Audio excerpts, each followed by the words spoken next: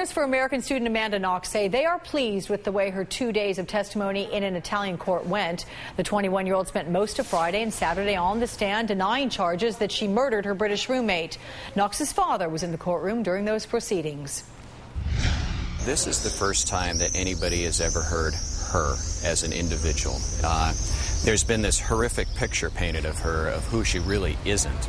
Let's bring in Lisa Green, legal analyst and NBC News producer, to talk about this. Good morning. Good morning, Alex. You know, watching all this, the prosecution didn't seem to be able to rattle Amanda Knox. She stuck to her story. She talked in fluent Italian, even dismissing her translator and saying, no, let me take over because you're not doing it and expressing it the way I want you to. So does this bode well for her? I think it bodes really well from her, at least from this side of the pond. I mean, look, 2 days of testimony in Italian. She was composed, yet had a lot of energy, and she insisted that she was railroaded into confessing. Now, on the other hand, Alex, I would just say home field advantage not available to Amanda here. Remember, she's a foreign student overseas in an unfamiliar court system. What we really don't know is how Italian jurors are hearing this testimony, especially since there's going to be a 6-week break, and they have a lot to remember. But yeah, I would say she did really well. With the prosecution having rested now before they continue with the defense, let's take a listen to a little bit of Amanda on the stand herself. So let's listen, everyone.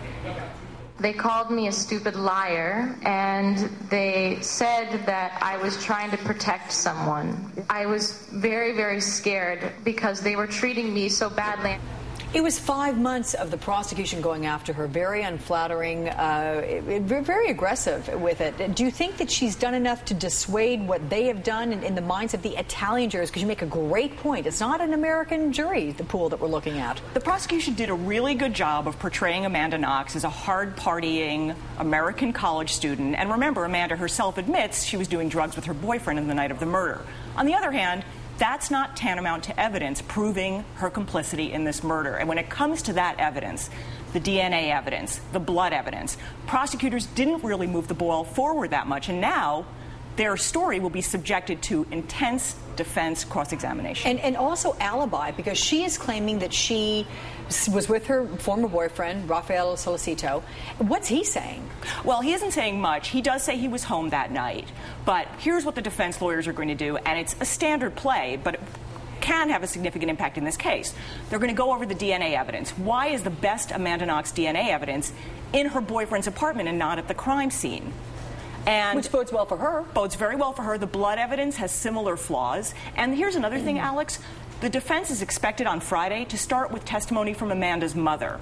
Already this past weekend, we had a college friend of Amanda's testify that she was very happy in Perugia, liked her roommates a lot, worked 3 jobs to be able to afford to go. That's a much more sympathetic picture of Amanda, and that may resonate with Italian jurors as well. And if you were, counseling the defense, is that what you would say? Keep this all about Amanda and the sympathy and all of that? Or you poke holes in the prosecution as well? Absolutely. Remember, they start with a narrative, and in this case, the prosecution's narrative was satanically induced sex game gone horribly wrong. They haven't done a lot to forward that theory. The defense can dismantle it, but add very significant advances when they poke holes at the forensic evidence in this case, which is actually fairly weak. Okay. Lisa Green, NBC News producer, legal analyst, all of that. Thank you so much. Pleasure, Alex.